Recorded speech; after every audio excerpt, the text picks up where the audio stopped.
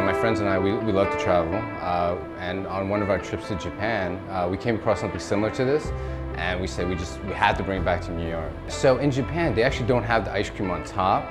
It's just, the fish itself with the filling, red bean filling. But when we brought it here, we wanted to put ice cream on top, and we also wanted to change the filling. We wanted to give people an option, wet red bean or custard. Taiyaki, in its literal sense, it means fried fish, but it symbolizes wealth and good luck. Yo, it's funny you mentioned it. Somebody did. Somebody asked, like, is there fish in it? And we just laughed it off. My wife, she actually helped us, come up with the recipe. And during the construction phase, construction took about like 4 months. It took us probably a good 2.5 to 3 months till we said, okay, this is the one. This is the recipe. Matcha and black sesame, it's very traditional. Very popular flavors in Japan. The vanilla and chocolate is more, it's not as traditional. My favorite is probably, I would say matcha better, because I like green tea.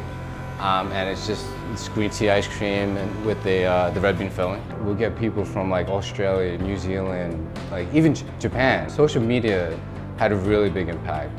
We didn't spend any money on like, traditional advertisements like newspapers, ads, or anything like that. It was just, I would say, it's purely based off of social media. You know what, that's actually, I would say, to me, that's like the most fulfilling thing, because whenever they order, like, it always comes with a smile, right? And right after they smile, they take out their phone and they take a picture. So, I don't know, to me, that's a really good feeling.